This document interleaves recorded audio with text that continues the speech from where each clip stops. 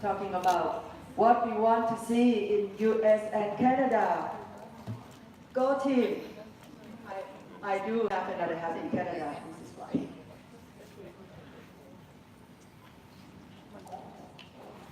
Okay, so we met in North America. It was a rather small group, but it allowed for a lot of conversation, which was great. We had representatives from both the two countries, but we could definitely use more. So spread the word that if anybody wants to contribute, they can contribute through to Victory North website. So what we learned in that experience is that we have a diversity of fisheries in North America, and what they share a lot of similarities in common.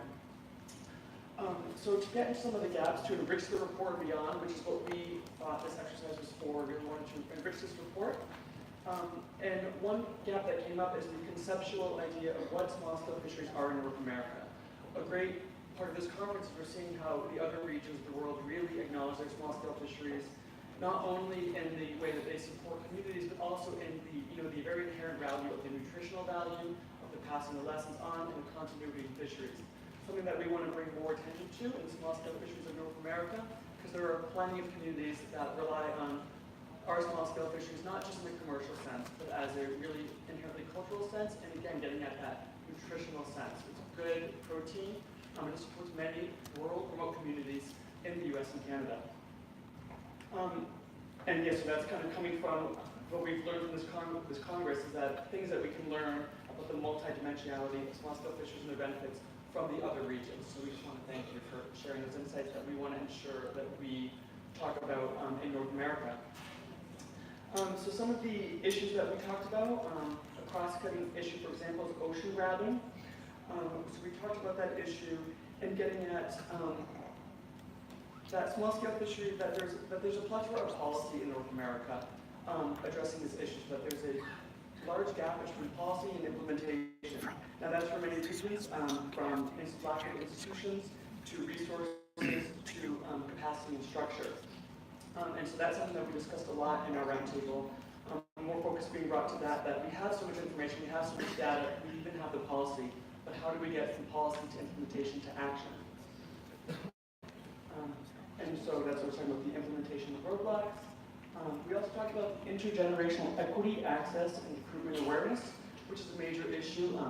We talked about in our examples from Alaska to Newfoundland, we have grain fisheries. We have a hard time getting recruitment in a lot of times because of the extreme high cost of entry. What's great about this, we do have some initiatives on the ground to try to lessen that cost of entry, but not even in the economic sense, but getting to the actual teaching people about fishing, getting people interested in fishing at a young age. As Kimberly Orion said, a great point, which is that we only need, in North America, only less than 2% of people are fishers. But what we need is more people to be aware of the contribution of fisheries in North America. So not necessarily everybody that becomes aware becomes a fisherman, but just more awareness of the benefits that the fisheries bring our region. Getting into some of the specific issues, we have regulatory ratchets in North America, which is all about the accumulation of permits and to fewer and fewer hands, which is an issue that needs to be combated.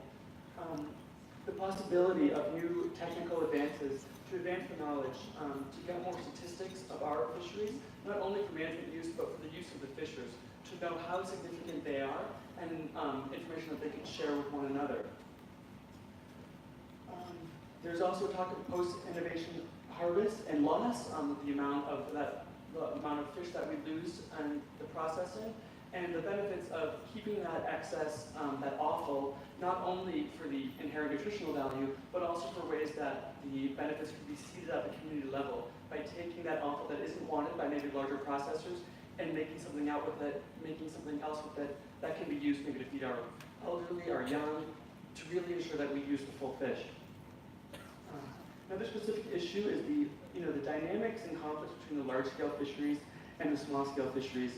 These conflicts that plague from coast to coast to coast, and especially in the marine environment, and really raising awareness that the small-scale fisheries of North America does have a lesser environmental impact, even though we do have a significant amount of landing. Also, we talked about coverage gaps. and some definite coverage gaps in this report that we want to bring focus to our inland fisheries, the Great Lakes, for example, and our freshwater regions and our deltas in North America, which there are a lot of inland fisheries, a lot of awareness of recreational, but maybe some more focus on the subsistence aspect of that. Our Arctic fisheries is a gap that we need to address. And with the Arctic fisheries, from the Canadian perspective, we think of the indigenous fishery systems and more focus on those fisheries in North America, acknowledging that those are the fisheries that have been around the longest and those are really aiding in subsistence and nutritional value. And so we just want to talk about our action orientation. So I talked about ocean grabbing before, which is definitely something that we want to implement that was not in the report at all. So an example from Alaska was to apply the small-scale fisheries guidelines to, for example, the issue of mariculture. And small-scale fisheries guidelines to develop policy to really ensure that small-scale fishers and harvesters can take advantage of mariculture, because this is a timely issue where you have to get in before the larger corporations take control, because once that happens, it's hard to get in for the local communities to take advantage. So it's definitely a time-pressing issue. Again, getting back to that policy implementation gap, that knowledge, action, resources, and we're talking about capacity, people, financial. There's great work done in North American fisheries, a lot of work done by the fishers themselves, but they're definitely lacking resources. And again, I mentioned this before, but these national scale policies, but with these challenges to implement, there's a great little debate going on in Canada and the US, and people thinking from one country that the other country was doing a greater job because of maybe the policies they had on their books, but at the end of the day, policies are not being enacted. And this is something that's come up throughout this Congress, which we wanted to reiterate, but this lack of validation in the social sciences that are done in North American fisheries. And we do have issues within our own disciplines that we have to acknowledge, that we have to move from emphasizing studying communities, which is great because it's giving them visibility, but that needs not, but studying communities needs to actually help them in capacity building for them to take control of their own situations. And again, another thing we want to focus on with action orientation for the future is the intergenerational access and equity issues. Using fisheries as a tool instead of an end goal to promote community well-being. Again, acknowledging those other aspects of the fishery besides the commercial, which is often what I think people think of when they think of North American fisheries, and they often think of North American small-scale fisheries. We have what's great about these issues that we've raised is that they are being tackled by people on the ground. We have Fishing for Success in Newfoundland. We have programs from the Alaska Longline Fishermen's Association and Alaska Marine Conservation Council, as well as Plenary, doing research on these communities and finding ways for them to, for example, continue this continuity of intergenerational knowledge, as well as to lessen that cost of entry into the fishery. Another major aspect that we need to address as a research community in North America with our small-scale fishing partners is an actual definition for North American small-scale fisheries. If we have a definition in North America and we're all on the same page, then it'll move us to action, and we'll be able to speak as one voice and really show the world that North America does in fact have small-scale fisheries, and they're very important to the communities that they support. Thank you.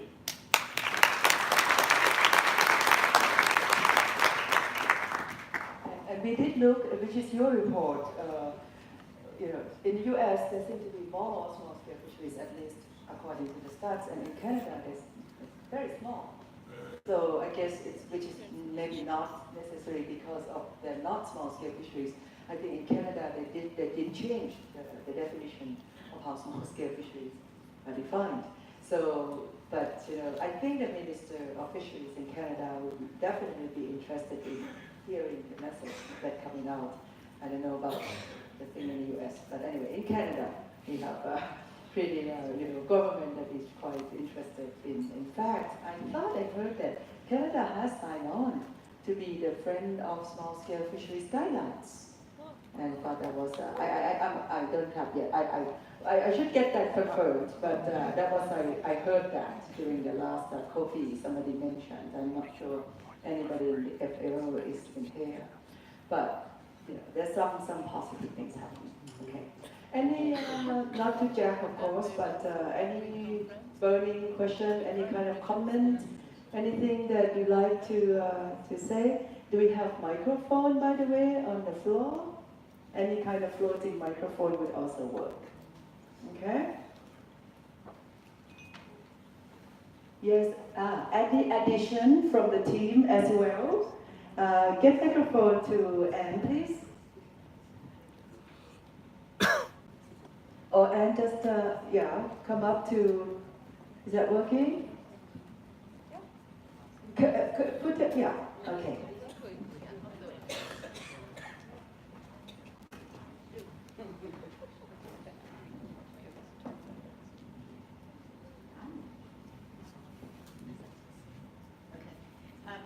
That was a fabulous job in a short amount of time to summarize the group's discussion. I really appreciate that. I did want to flag one piece that was missing. So we did talk about that there is policy in the ocean grabbing context, that there is policy and that there's problems with implementation. But we did flag that there's one place where there is a policy gap, and that is in federal waters off the U.S. relative to aquaculture. The regional councils that thought they had jurisdiction just had lost in court to have any jurisdiction over the development of aquaculture. So there's definitely a policy vacuum that we want to move quickly to fill in a way that supports the small-scale fishery guidelines and development in a way that's compatible with small-scale fisheries and communities. I just wanted to add that one piece. Thank you. Thank you very much for that. Anybody else? Or any question, comment? All right, well, we'll revisit a couple of these issues and then see what we do with them next. Next up, Latin America is ready. Please welcome Maria Jose.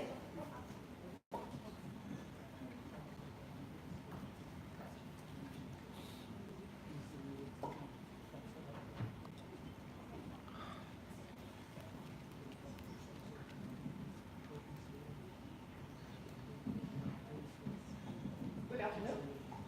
So we, at the Latin American Discussion Circle table, had a very interesting, fruitful, and rich discussion. And first of all, I would like to mention that three were the axes and elements that we took as the discussion dimensions to present here. Actions, initiatives, and strategies that at regional level we would like to see in the long and mid-term to improve and enhance sustainability of small fisheries.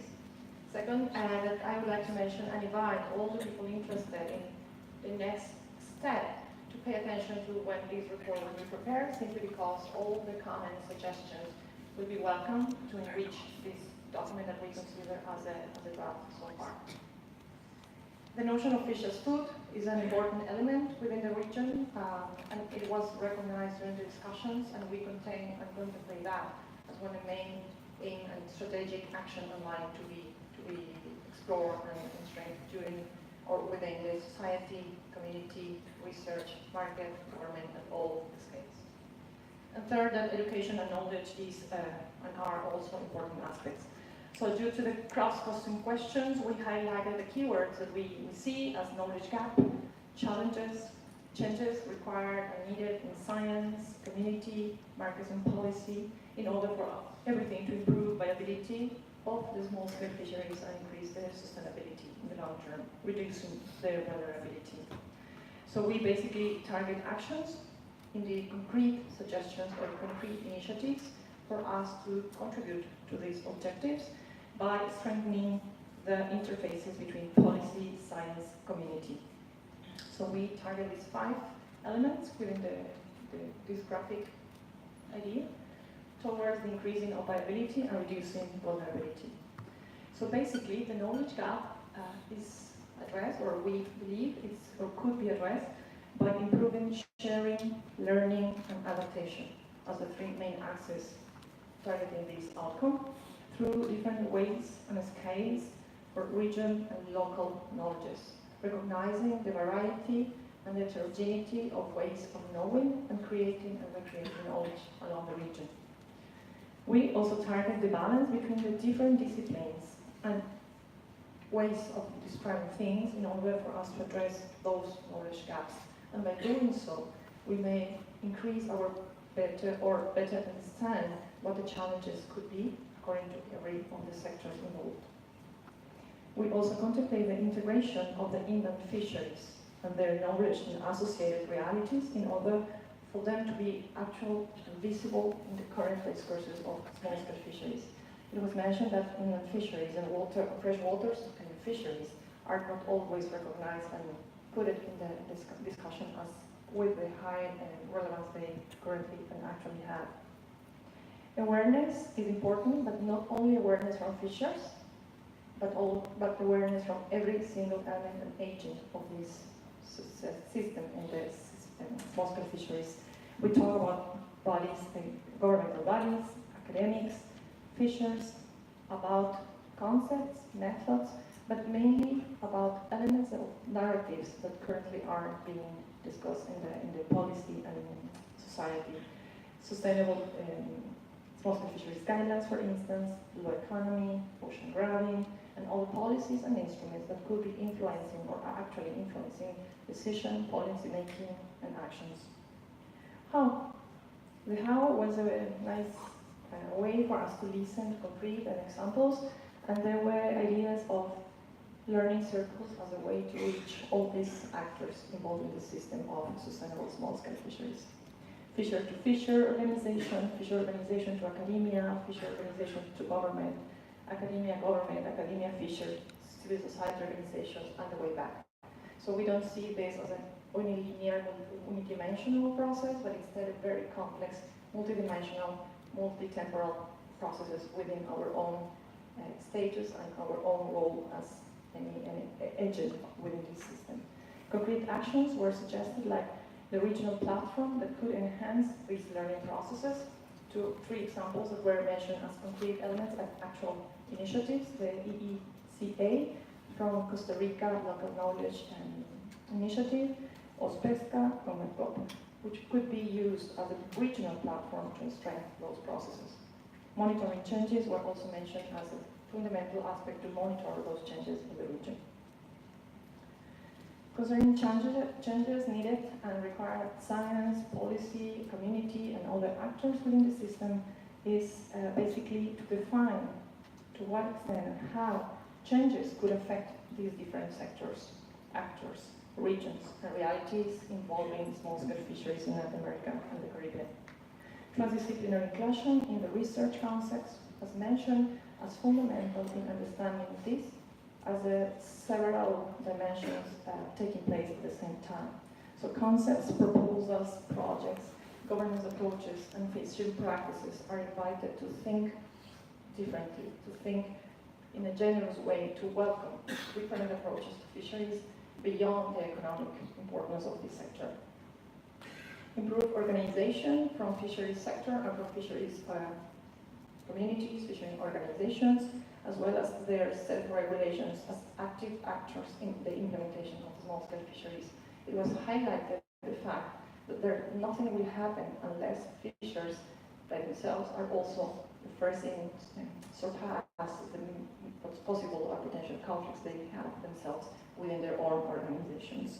Legitimacy was also mentioned as one very important aspect within the sector itself. How will it be achieved? Concrete action was the general regional platform to enhance this learning process, but always from the bottom-up approach.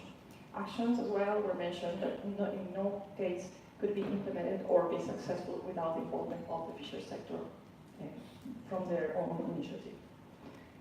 Another initiative was mentioned to utilize, again, the already platforms that are mentioned in these examples, and also to scan how and where the funds are being invested in the region and to what purposes and with interest.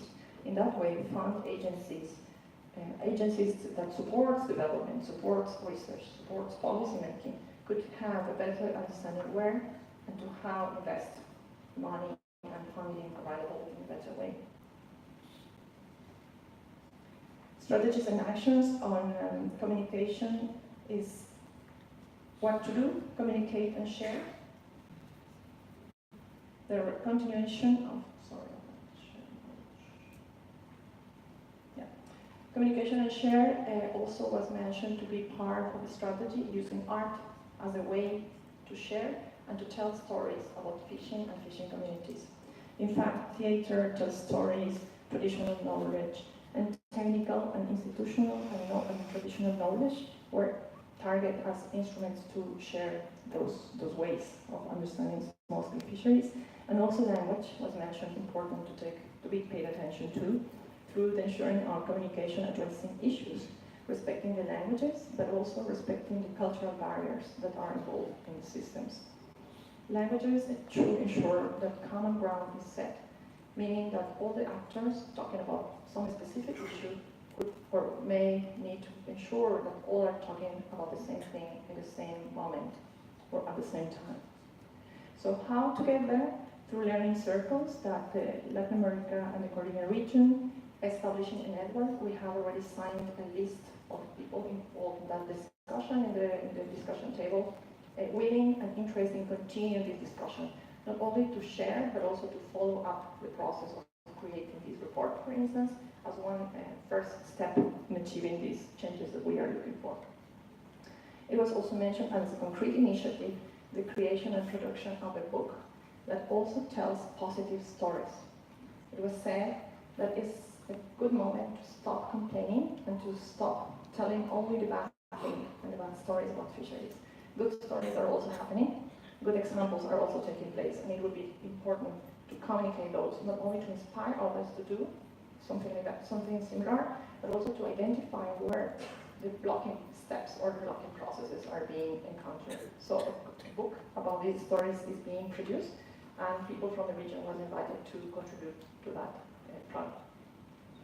Again, the platforms, existing platforms are identified as strategic in this achievement, and the enhance of learning, addressing knowledge and education as two separate objectives could also take place. Regional indicators to guide the change and to understand how the change is taking place were also mentioned to be needed in order for the development of new ideas between all the actors. Fishers and fishing cooperatives interchange model was also mentioned as an initiative that could take place, taking examples from one region or one area or sub-area within another that needs those examples to inspire them. Finally, sharing knowledge through social media, arts, and technical and non-technical knowledge was also important. Finally, strategies and actions to fulfill this outcome, reduce waste in fishing practices and therefore increase their incomes, could also be taken as a concrete action to mitigate this impact, economic impact, increase the added value for the fishing produce, include women and young people from the fishing communities. Human rights and how the relevance of human rights into the understanding of the sector in a better way. Security at the sea, involving piracy, narco-traffic, illegal trade, as well as education and training for all the actors. And we have many more elements that we didn't have time to say. So this will be included in the report, and we thank you all for your cooperation in this.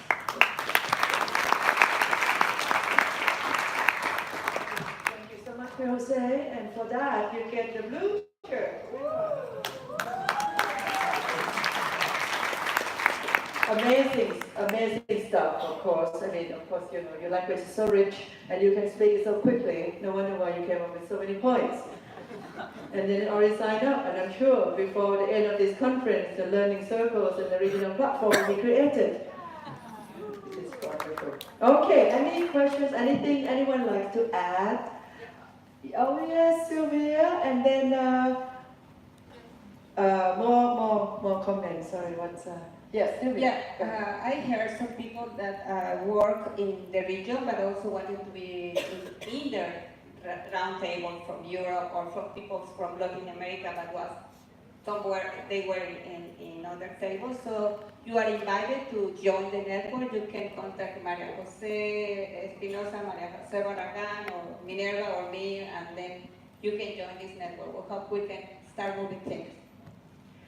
Thank you. And as I was saying earlier, that we might want to think about, for instance, picking up these learning circles, regional platform, as a topic to continue to discuss. And that would mean that it's not only, so everybody who's interested in that topic, wherever you are in the region of the world, can also join and perhaps do similar thing in also in your own region. Please, the next comment or question. Yeah, it was also mentioned in this discussion table that one of the most critical factors in terms of knowledge gaps in small-scale fisheries in Latin America is the design and development of harvest strategies, and in the situation of that limited fishery. And, was to create a working group to develop these harvest strategies. So harvest strategies. Right. Okay. Working group. Yeah. A working group to look at harvest strategies to develop. Will you add a little bit more to that, please? So that's a good point. So let's get that so that we know exactly what's being discussed there.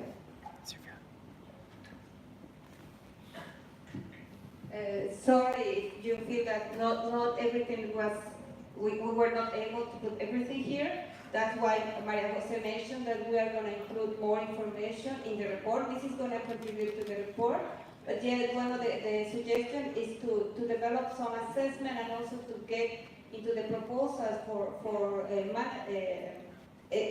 was this balancing between it was mentioned that we have to take the resources, because if we don't have resources, then we will not have fisheries. So then we should look at the management strategy, so doing some work in that aspect too, and we recognize that the regions have sub-regions and there are different, so we have to look at that too. That's great, thank you. So and I hope in that process of making assessment of the management strategies and harvesting and etc., we actually look at the specifics of small-scale fisheries, so that we don't just employ or bring in those other assessment framework that is applicable in other fisheries, and to use that for the region. Okay, so that's what is there. Yeah, excellent, wonderful point. Anything else? Oh, any questions? Yes, Brendan? Like many others, I'm sure, the idea of learning circles is very attractive, and it makes me think a little bit of critical pedagogy. Do any of you see examples of that kind of critical reflection and real learning, double, even triple loop learning happening between fishers, academics, policymakers within the region?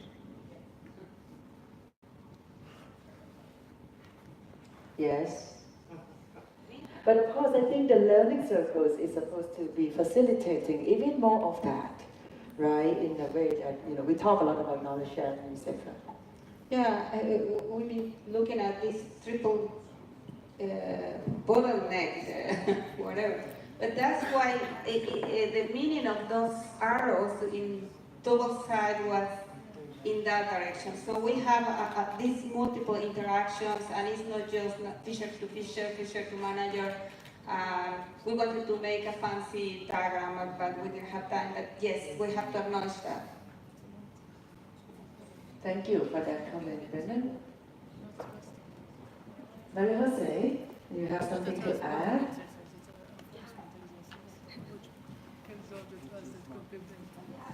We want to create the regional platform to see all the contributions that all the sectors are having for the implementation of the guidelines.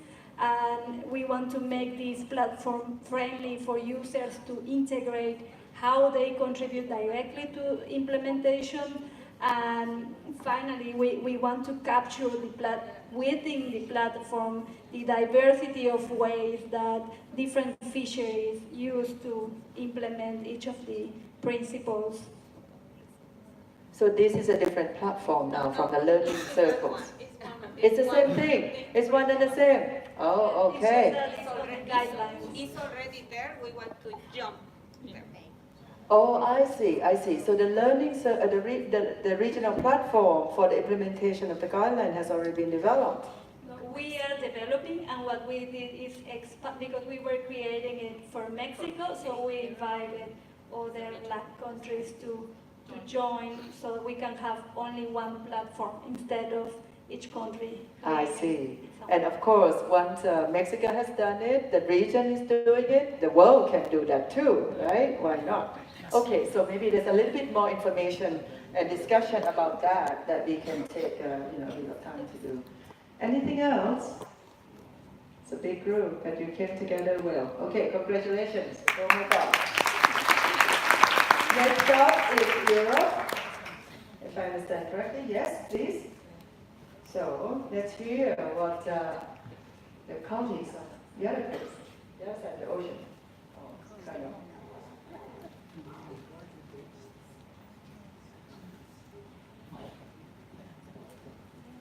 Good afternoon. I am José Pascual from Spain, and we have a very interesting discussion with people from many different countries in Europe.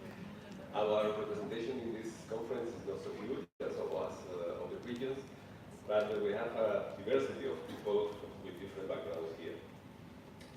First of all, we need to highlight that Europe is not so integrated as people used to think about. Europe has many countries, has many languages, has even that European Union and the common fisheries policy integrates or try to drive a common policy into European fisheries. Most of the small-scale fisheries in Europe are out of this common policy. Just because even that the common fisheries policy in one of its recitals speak that the small-scale fisheries will have preferential access to national fisheries resources. In fact, this is not usual at all in many of the member states of the European Union. So we are talking in our group that the gaps related to knowledge in the small scale fisheries in Europe are evolving. They are changing every time because the challenges are also changing, are also being modified continuously in our countries. In some cases, these challenges might be related to market, but in other cases might be related to the development of aquaculture that in many places, in many countries, has had a very strong effect on small-scale fisheries. In this sense, we can say that more in-depth knowledge about small-scale fisheries is needed in Europe. We have in some cases, a good knowledge of some biological issues in this arena, but frequently we are lacking knowledge about the baseline data of social and economic, the use of space, and in some cases also about the effort. Some of the variables are really related to the analysis of natural resources are lacking. And in this sense, we can also say that we are lacking disciplinary focus on the development of this research on small-scale fisheries in Europe. Besides that, it's also necessary to know much more about what is happening with the product of small-scale fisheries when they arrive to the shore. The markets of small-scale fisheries in Europe are largely unknown. Of course, we have some data, and we know that in some countries the small-scale fisheries market is good, but at the same time, it's not really public that in some other countries the small-scale fisheries are being squeezed from, are being taken out from the market because they cannot afford some new rules that the markets are imposing of them. For instance, the eco-labeling in some countries. And in this sense, we lack knowledge about inland fisheries. We lack knowledge about gender issues in many areas of Europe. The number of scientists working on these issues in Europe and not many at all.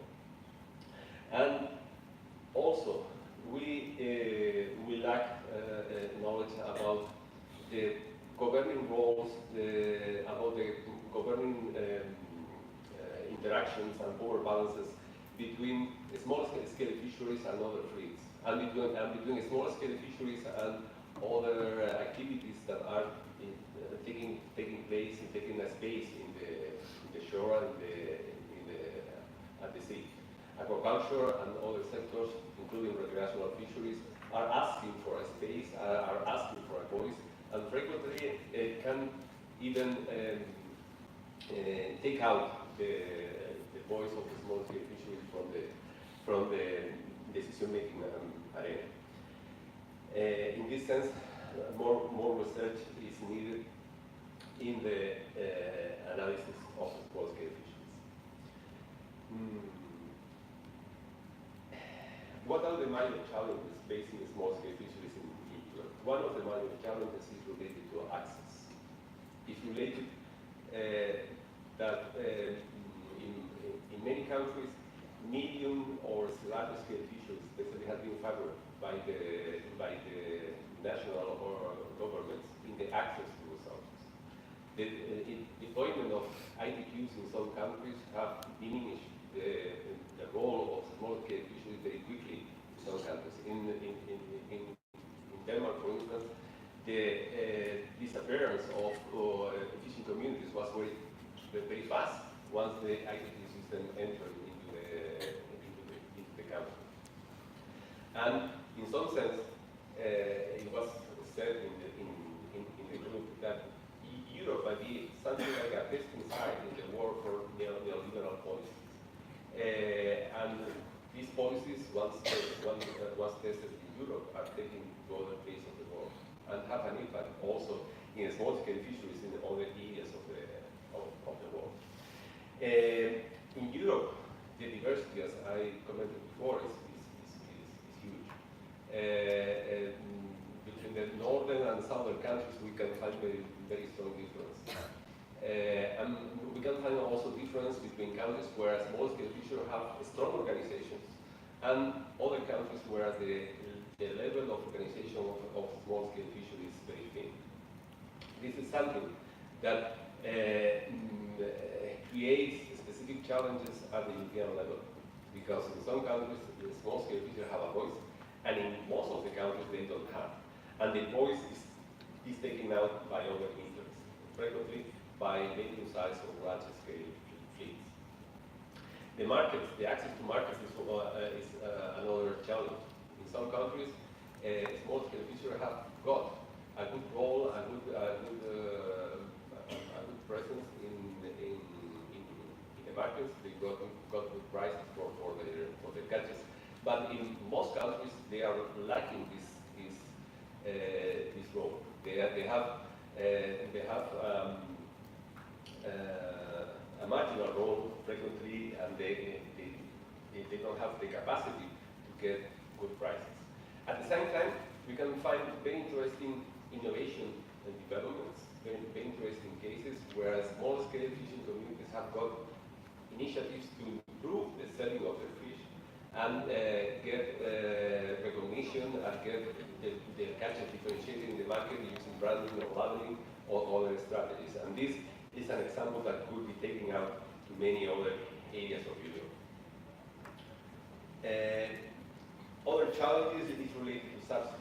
As has been commented before, subsidies in Europe have been mostly assigned to large-scale fisheries or to aquaculture. Aquaculture, for instance, is one of the key elements of the Blue Growth strategy approved by the European Union. Small-scale fisheries or even fisheries is not present there at all. And this means that after many years of getting a good amount of public subsidies, agriculture is going to increase even more this amount of subsidies into the activity. And also, we have challenges related to the disappearance of fishing communities. And this is related to many issues related to the market, how difficult it might be to access long distance markets in some areas of Europe, how difficult maybe to maintain a social structure linked to fisheries when ITQs are taking out the access rights from fishing communities in many areas of the continent.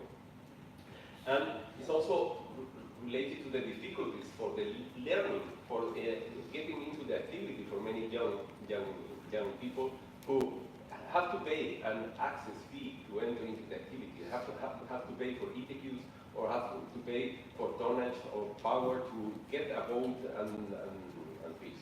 And also it's related to the difficulties to learn how to fish, because in many of these countries a young person cannot enter into a boat unless he has all the paperwork necessary to enter the boat.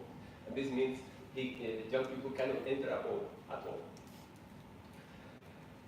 And at the same time, all this mix of issues take out the attractiveness, attractiveness of the activity for young generation, and increase a low self-esteem of the fisher about the activity. What kind of change is necessary in science, community, market, and so on? There is no single change that can transform the scenario.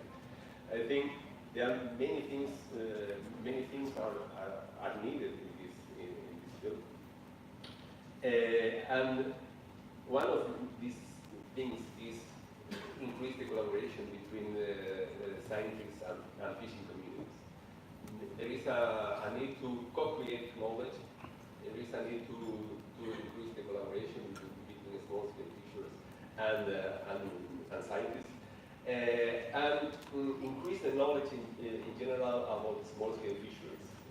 Increase the transdisciplinary knowledge about this activity, and show this knowledge, show this evidence to the general public.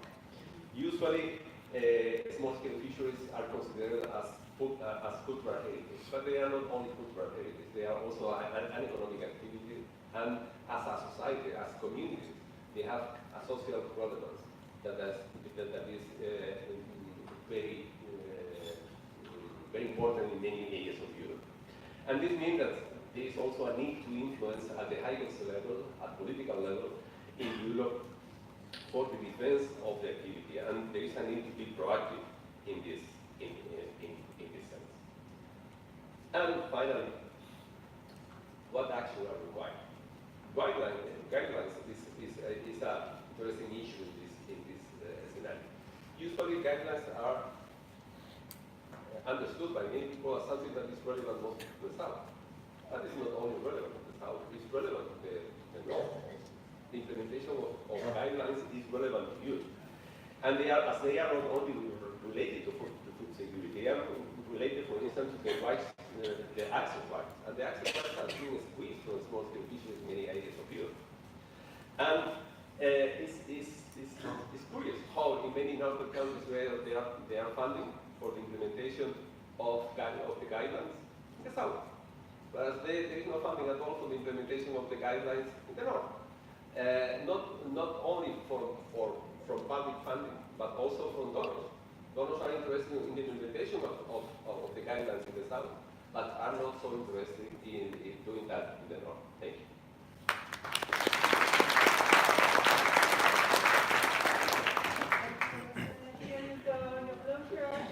Thank you. Excellent stuff. It's really important to continue to recognize that small-scale fisheries do matter in Europe, and they also need attention. And but it seems, at least from what you said, there are also quite a lot of opportunities to do something with it. And I would even ask in the last question about the funding for the implementation of the guidelines.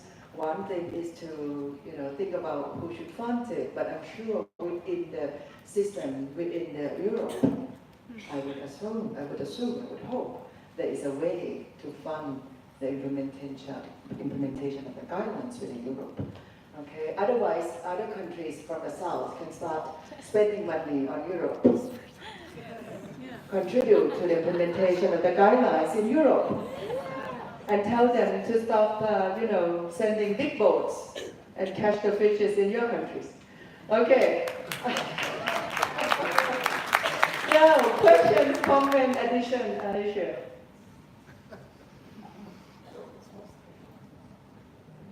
Thank you, Radhana. I would like to add something to what you have just said. So basically in Europe, in most of the countries, charity begins at home, but it's not the case in Europe, because charity for Europe begins in the south. So this is a problem that small-scale fisheries are facing.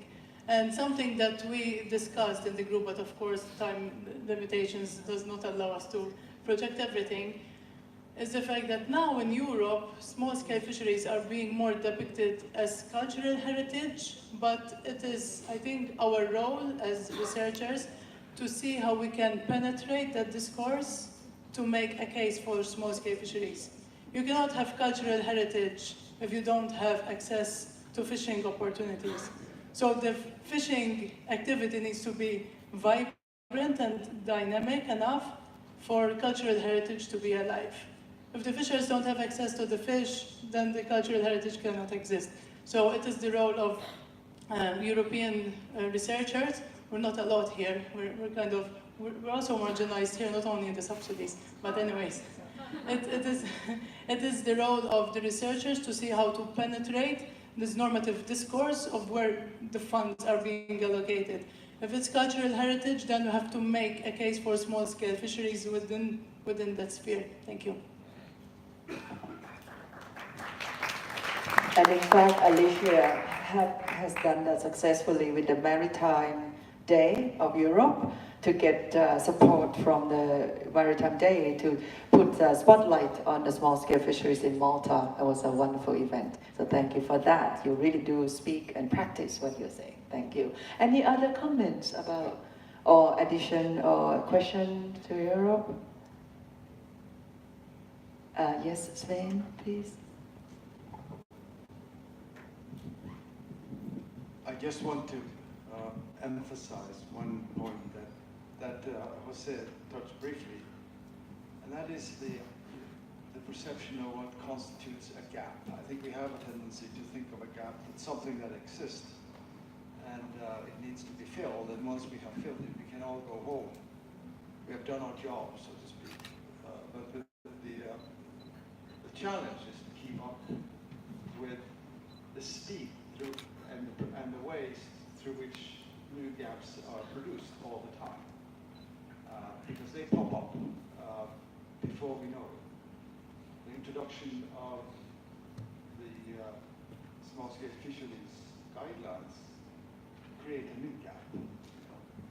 We need to investigate how they're being implemented and with what impacts. Same with the blue economy. It was not there before. Now all of a sudden it's all over the place, and we need to therefore, and all of a sudden a new gap is produced, and this continues. And history didn't stop with the guidelines, so this is happening all the time. So our job is like, as they say, with mothers, the work is never done. It's always there. There will always be a need for TPTI. Thank you very much. Hopefully we'll be ahead of the gaps at some stage and trying to see what we can do better. Lina.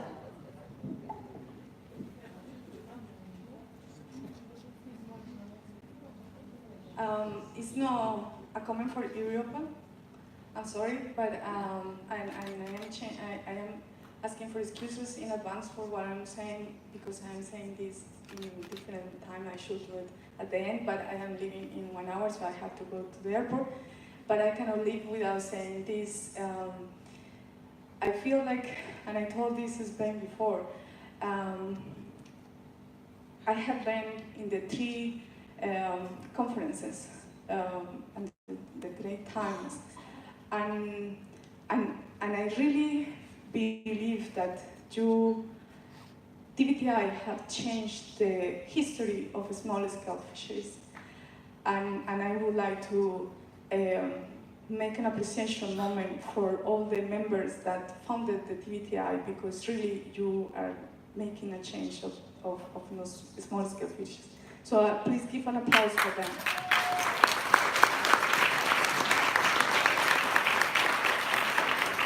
And to you, Lina, because you are also a member of TBTI. In fact, you may not know it, but you are all members of TBTI, and that comes with the participation and contribution that you already said.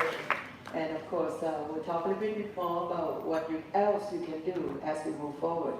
But thank you, Lina. Safe trip. Anything else? Going back to Europe? Okay. Well, let's move on to Africa. In that case, we would invite Paul, who's already getting the right costume already. So let's go.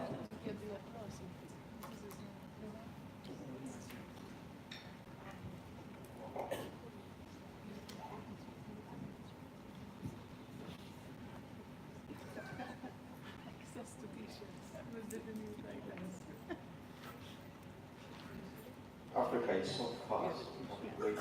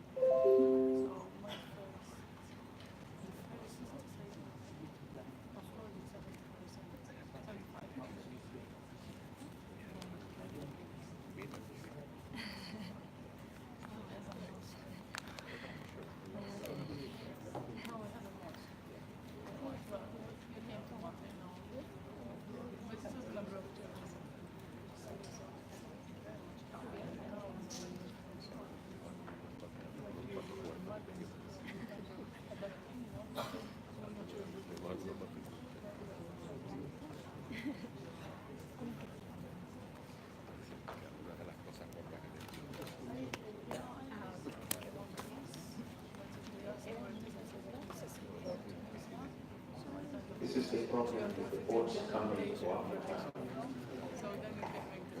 Some ports must have gone to Africa through the confusion.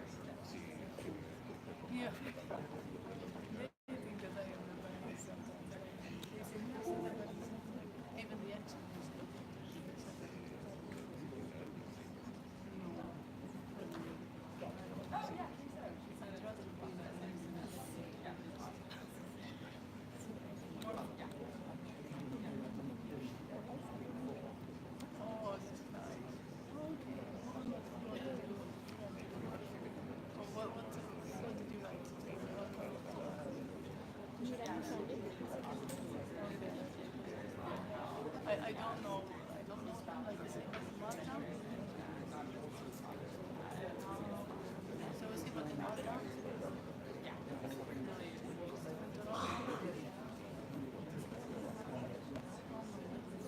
Just 3 miles. So we're going to do Asia first. Thank you.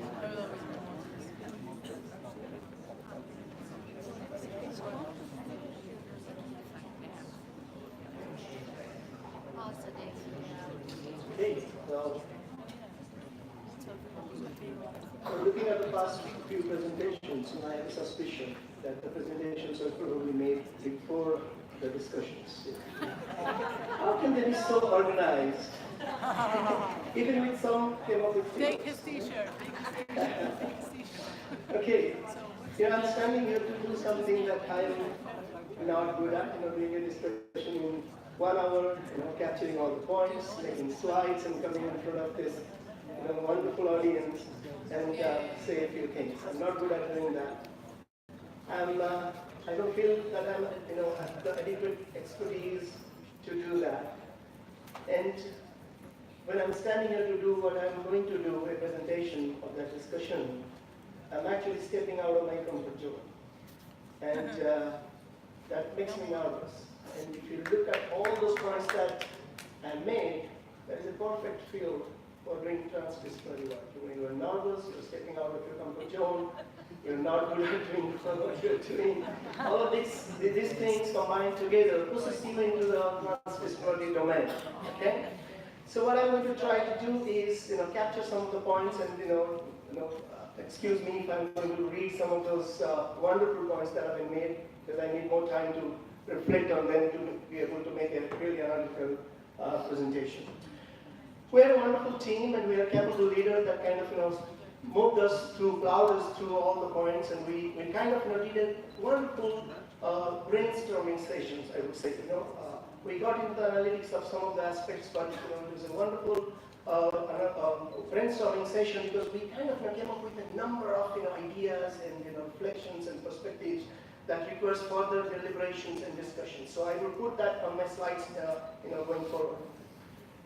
But to capture the essence of what happened through that 1 hour of discussion, we of course looked at the diversity of small-scale fisheries within the Isla region. So Oceania people, went into another group. But it's not only about the diversity within the small-scale fisheries of that region, but it also speaks to the increasing amounts of unpredictability, uncertainty, and variability that consistently kind of impacts and affects small-scale fisheries. And so when we talk about these 5 questions that we are presenting on, it actually is contextualized within those key broad, emerging trends of diversity, uncertainty, unpredictability, and variability within the region itself. And those elements are not only within the society, fishing society, but those elements are also pretty prominent within the ecosystem which hosts these small-scale fisheries itself. Through the comments and reflections, people talked about 2 things. One is looking at the foundation of small-scale fisheries. It's easy to go into those points. You can read and I can read. So I'm just kind of building a kind of overall perspective of what came out of those discussions. So people talked about very foundational things, what can we do by answering those 5 questions to strengthen the very foundation of small-scale fisheries. But at the same time, people also talked about the superstructure. So that was the substructure. This is the superstructure of what already exists in terms of the superstructure that we need to further strengthen. We need to care about. And people also talked about software and the hardware of small-scale fisheries. The invisible, the intangible things within small-scale fisheries, but also the hardware.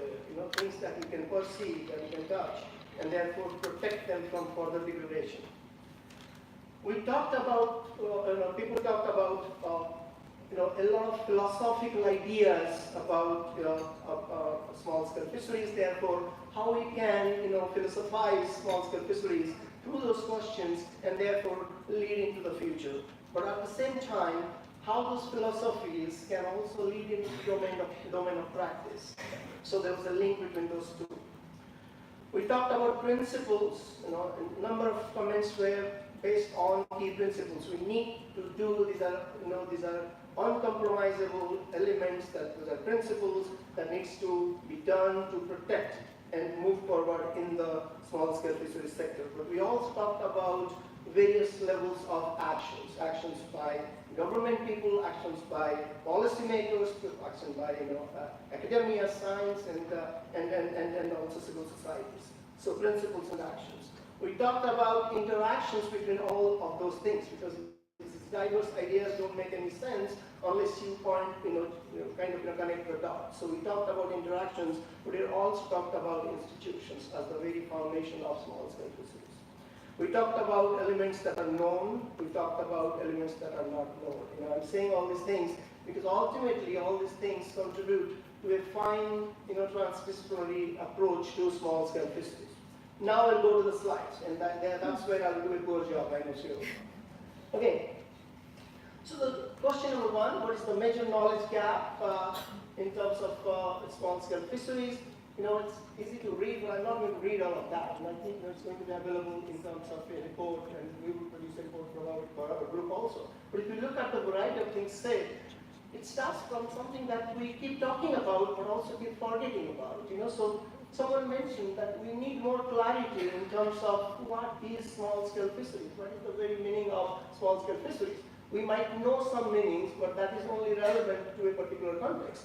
And this person was talking about how the meaning of small-scale fisheries in an inland context would probably be very different from a marine and other kinds of fisheries context. You know. So that takes us to the very, very foundational level of work where we need to look at meaning in the specific context of small-scale fisheries. There was discussions around how do you look at human behavior, fisher behavior, when they are kind of impacted from all sides by multiple changes. You know, changes not only the political, socio-economic, sector, but also from the climate and environmental aspects also. So it led to kind of a firm reconfirmation that we need to do more grounded social science theory to be able to develop this understanding of small-scale fisheries. And then the third point in that particular question came as, we still do not know, we do not still have a lot of biological understanding or knowledge of small-scale fisheries context. And I think when it was mentioned, it was coming from a perspective of biological knowledge not being a guideline or a kind of a key factor when we talk about different levels of implementing small-scale fisheries. Okay? Therefore, the knowledge of biological systems and systems of these fisheries across all scales. Of course, biological knowledge exists in a fine form at the scientific level, but how can we capture that at a community level and all other levels? So there were many other things that came out as part of that particular question. Better discrimination, looking at alternate livelihoods, communication came up very frequently. We need to build mentoring capacities so that we can kind of not only acquire this knowledge but also disseminate this knowledge through mentoring processes. Climate change came up as a wicked problem that changes everything around the knowledge. Knowledge that is relevant today is going to be relevant tomorrow because of the different consequences that are linked to climate change. Moving on. What are the major challenges facing? Many challenges, and many of them have been mentioned. There's many different reasons in the world. The challenges mentioned in the context of Europe or Africa or other regions are not going to be very different. Just that the context changes. So we looked at market competitiveness in terms of how intersectoral competition puts small-scale fisheries on a disadvantageous side. How can we add more value to small-scale fisheries products, especially when the value chain does not recognize the value of small-scale fisheries so much? So we need to bring that into play.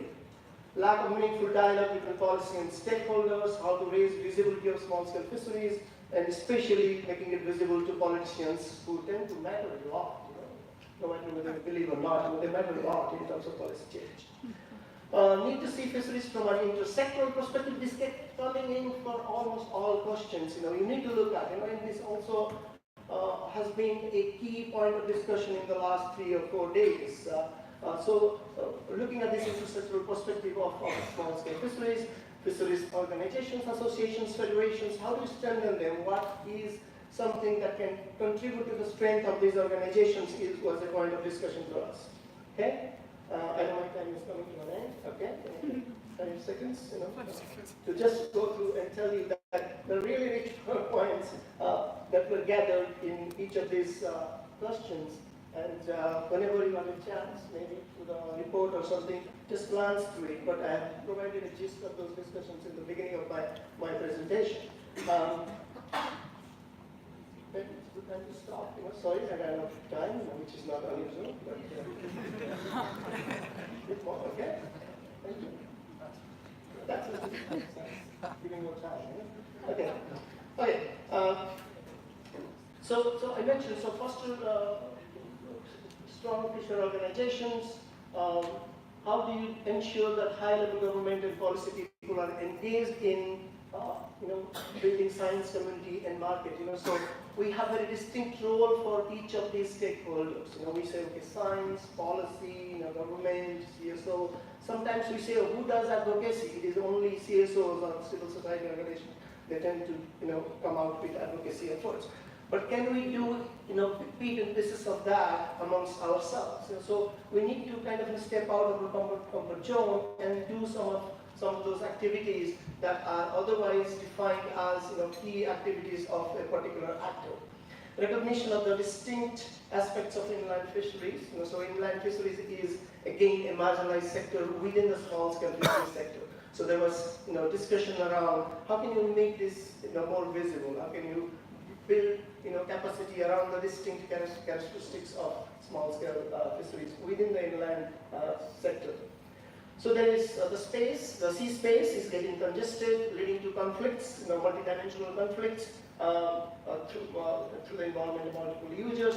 How do you better understand these contestations and conflicts? And therefore, how can you design, ways to not only resolve, that's a big term, resolving conflicts, given its historical and other kinds of, nuances, but also finding ways to manage these conflicts well so that they don't get out of hand. Improve the code of conduct to do research so that SSF can mechanisms, principles, processes, accountability that ensure that data is shared with SSF and bridge the disconnect or the gap in the knowledge gap sector. Okay.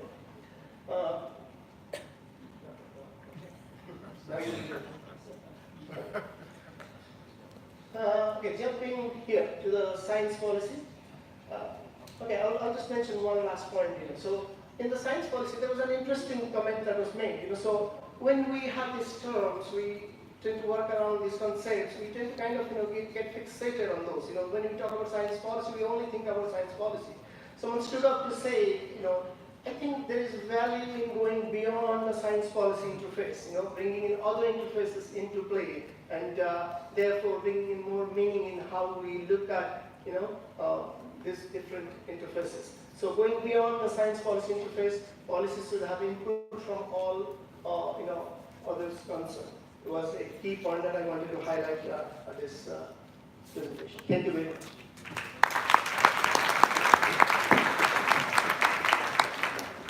This is how you add a few more minutes, right? So what other points that people in that group wanted to highlight in, like key points, key messages to add to what Pratik is saying?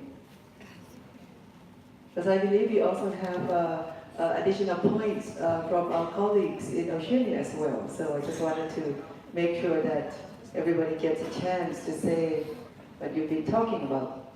Any other points? Are you all good? Okay, well in that, yes, Andrew? Oh yes, additional points, yes, that's coming up. Okay, would you like to come here? I'm fine here. Okay, well at least where's the microphone? Thank you. Thank you very much for the opportunity. I will be sharing from the group, the Oceania group, as the previous speaker nicely put, the diversity of regions. So we thought it may also be nice to bring out, add to your discussions, but also to bring out a bit more from our region in Oceania. So I'll try my best to report back on what we had a fairly large group of people in our group, and I'll try my best to just touch on the main points.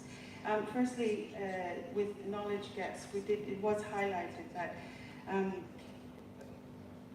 obviously in Oceania and the Pacific, traditional knowledge and culture is very important to us. But there's still, the use of this traditional knowledge still needs to be more intentional to inform management. That's an area that has been highlighted. While traditional knowledge is still very important to our people, we do recognize that they need that additional support in terms of data. There's a lot of data that's still lacking, but what exactly does this data mean? There was specific reference to scientific data, to support management, but also socioeconomic data that identifies gaps and issues to improve the livelihoods of our fishers. For example, what was brought up a lot was the value chain analysis. Like there's improving the potential or capacity of our communities to access markets, particularly international markets, rather than diving straight into a particular fishery, understanding the economic viability of that particular activity and see whether it's worth going into. Value adding of our products, again, it's also to improve our access to markets. We're quite isolated, if you like, in the Pacific, and how do we compete with our regional partners in accessing these markets? That's an area that still needs to be worked on.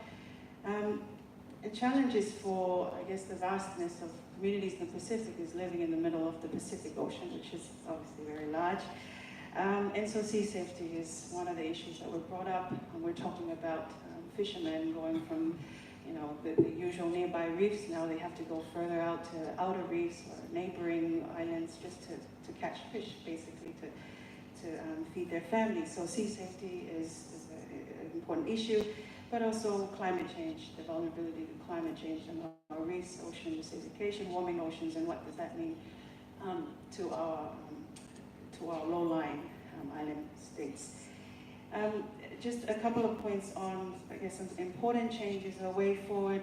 It was highlighted that we need to be a bit more critical in the way we design or implement our projects. For example, in alternative livelihoods, there are a lot of assistance to our communities in helping them to better find ways,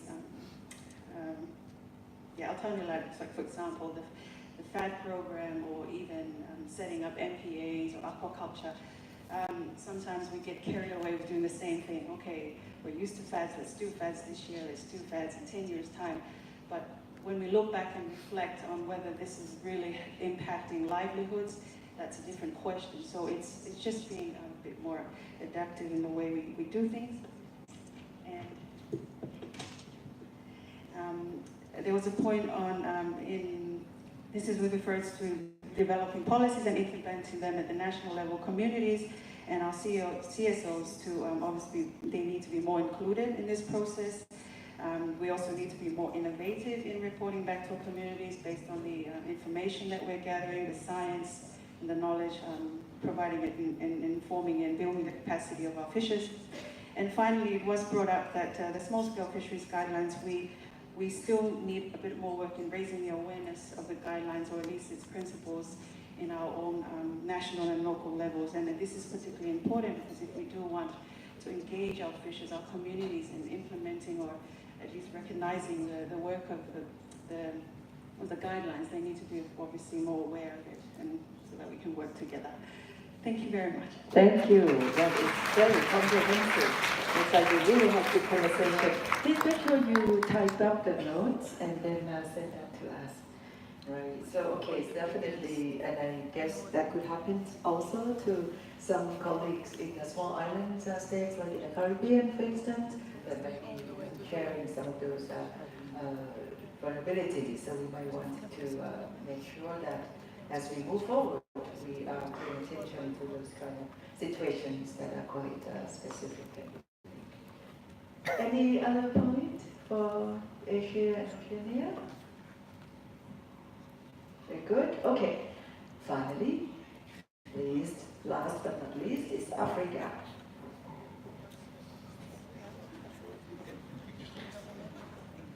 We lost some of our boats, but we managed to catch up with them in Asia, and now we are here with them. This is what came out from the African group who are here. It's a map of Africa which shows major fishing water areas, and you see how big this is, and how Africa is quite blue. So with respect to major knowledge gaps and challenges, the first issue was the communication between science and policymakers, that is, policymakers, managers, science, and fishers. There's a communication gap. There's a communication issue with regards to. So it's need to think seriously about this. Data in terms of not only generation but updating what is already there on the ground with regards to the socio-economic areas. And this also includes disaggregating gender disaggregated data, and that is also throughout the value chain. We're not only thinking at the harvest, but also throughout the value chain. The issue of indigenous knowledge, which has also just been mentioned from Asia, is also an issue. Then prioritizing research in terms of allocation of resources is part of what the African group is talking about. Then blue growth or ocean grabbing, which a new concept or new term is coming up, and that is the blue justice, or blue injustice. If you talk about ocean grabbing, it's a bit political, but we just talk about blue justice, which is more interesting.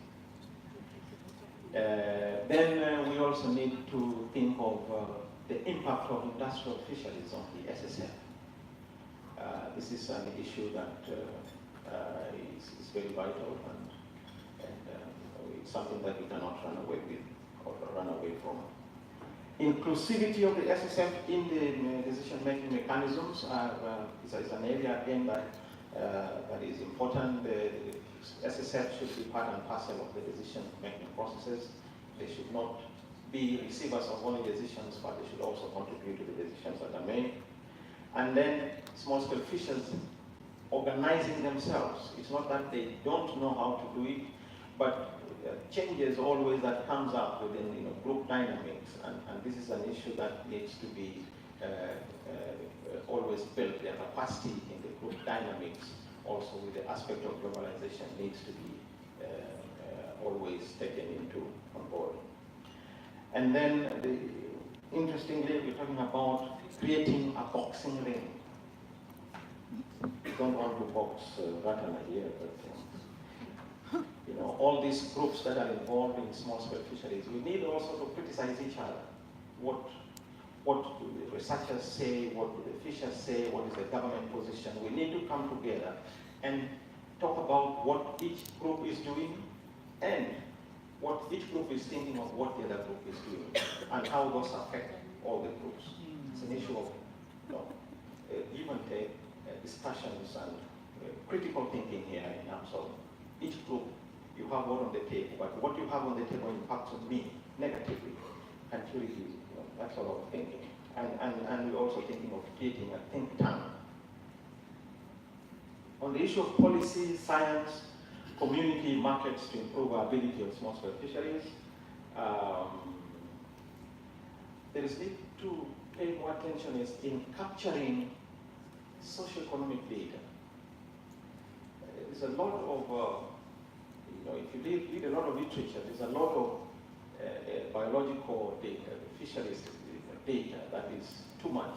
But you cannot equate what is there on fisheries data in respect to the socioeconomic data. And I think this stuff needs to be looked into very seriously. Impact of climate change, again, my colleagues have talked about it. And then we need to use more storytelling, or we need use storytelling as a method of bringing out issues, case studies. But we should not forget about the hard data. Storytelling should also be seen as a means of generating that. And then we need to build regional and the global TBTI to build global political will. We need a political will on the small-scale fisheries. So we need to use you guys here and those in Africa that we have this political will back in the continent. Actions specific to civil society, they need to work more in empowering the small-scale fishers, particularly the youths and the women who are vulnerable groups. There is need to promote cooperative research. Talk a bit of cooperative research, participatory research, or community, and it's a research collaboration between the science and the community, or the science and the various groups. Then highlight gaps in policy in relation to SSF guidelines. What are some of these gaps in policy in relation to the guidelines that we've been talking about here? More on actions for civil society, monitor impact of policy on fishing communities or small-scale fishers. These policies that are formulated, what kind of impact do they have on SSF communities? They need to raise awareness on the role of SSF. You know, SSF is not an end in itself. SSF provides the environment upon which actions should be taken. And so there is need to create that awareness that we should not only see SSF as the solution, but it gives us the environment to do things. It gives us the environment to argue out things. It gives us the environment to move things forward for SSF. And then action for civil society is that it came out that some fishing communities are not aware of the SSF guidelines. So there is need for them to take action in terms of raising awareness on this. They need to talk about it. They need to make people aware about it. And that includes increasing or facilitating voices of the fishers to be known. Finally, on strengthening policy-science interface, there is need for collectively doing things together, both policymakers and researchers. It's not just researchers doing it, leading them. There is need to work on a collective design of programs that will address problems that are transboundary or similar at national and at regional level. This is important. Then there is need for monitoring, evaluation of projects, continuous M&E of projects that have been formulated, and this includes designing also exit strategies. A number of projects, they come, and when their time is over, they go. What impact have they created? What was their exit designed when they started? Or they just came, did whatever they were doing, and then they left. Then TD incorporation to policy frameworks and strategies. This is a very crucial issue that we need to do. Oh, one more slide, sorry. SSF guidelines should be a torch. I've talked about that. It's not an end in itself, but it needs, we need to look at it as an environment for which we can work. And then there is need to, maybe the wording here is a bit stronger, but then there is need to have changes in how some of these international organizations, such as FAO, works with Africa. For instance, the SECAFA group, which is the Fisheries Management Group. The composition of this group has remained more or less the same for a number of years, and so there is need to bring in new ideas. And these new ideas will always bring in the dynamics that we're talking about, that we see as researchers, we see as practitioners, and as also promoting small-scale fisheries. Finally, we are thinking of bringing out this aspect of the hidden profits. There's a lot of hidden profits in small-scale fisheries, and we don't know about it. Let's bring it out, because that will create more impact. Thank you.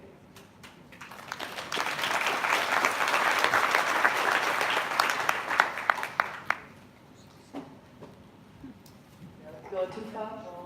Okay, great stuff from Africa. Lots to think about. Any other points that colleagues from Africa would like to add? Yes, microphone 5.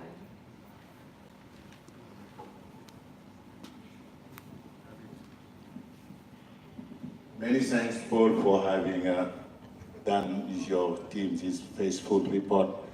But we have been discussing about one, for me, the main challenge for one of the main challenge for small-scale fisheries is this cohabitation, the spatial, competition between the sector and the extractive, industry.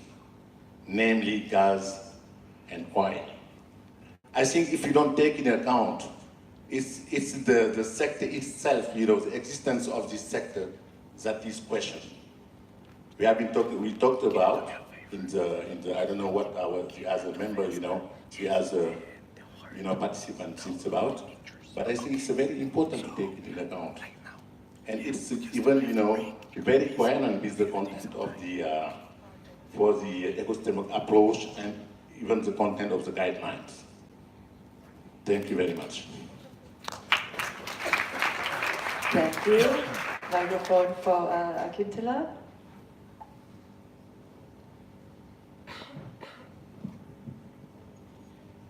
Thank you, Paul. You did a good summary of our inputs.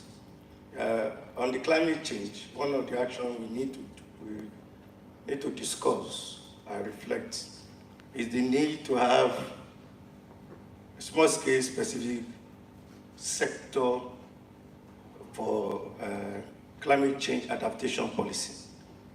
Most African states just adopt the national adaptation policy, but there's need to be specific as it affects the small-scale fisheries. Down, down, down. Not just the global document, a national document. So this we need to reflect because the small-scale fisheries, of course, are very vulnerable when it comes to issues of climate change. Thank you. Thank you very much. Anybody else? Other questions? Yes, Spain?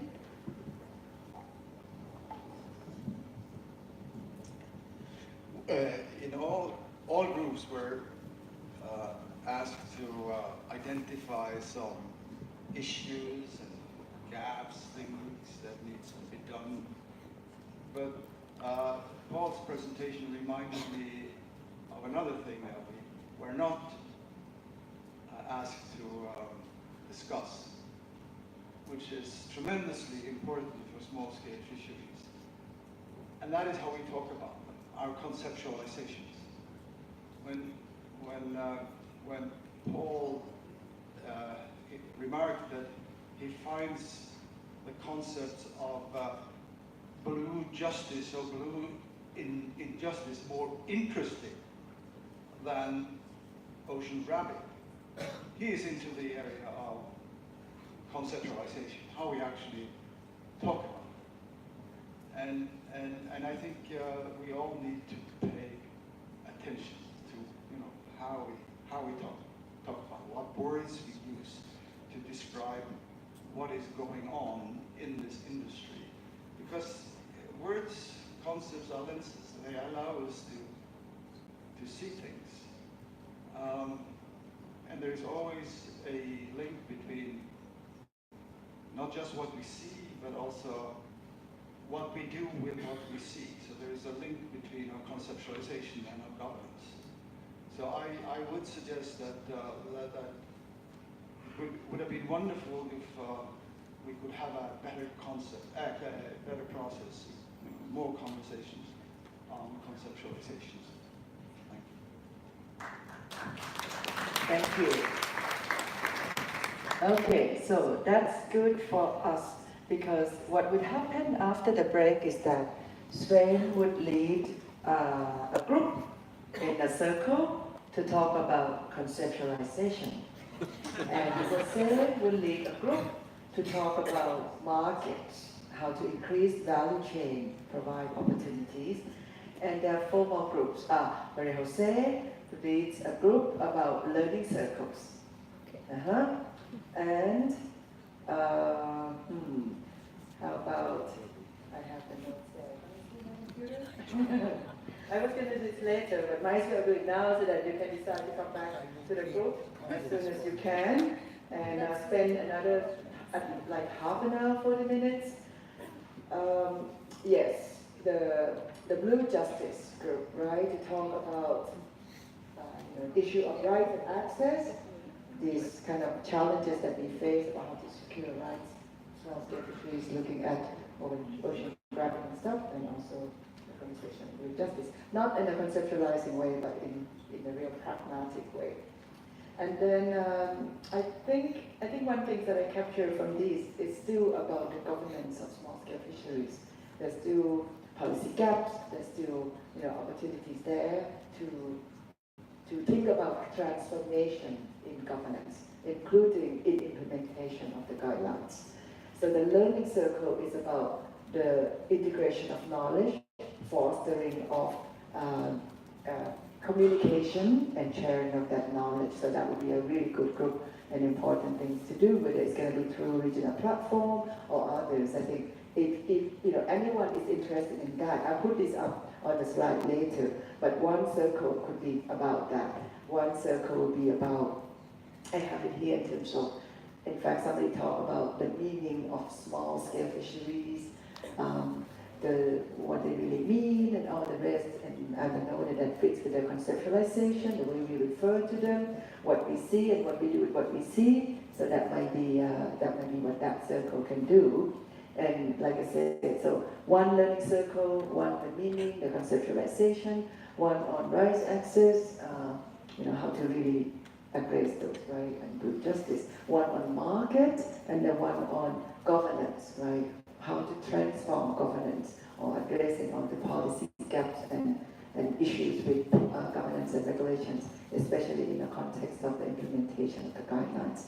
That would be the 5 starting groups, and that might be spin-off, and that would be fine. So anybody, you all heard what I heard in this last round, so if there's a need for another group, that would be fine. We'll just do it in this room, so we'll just split out into those different groups and spend time in a circle, spend at least half an hour, just talk, and the point about that is to see, we need to be able to, we need to be better, we need to be in a better position comes 2022.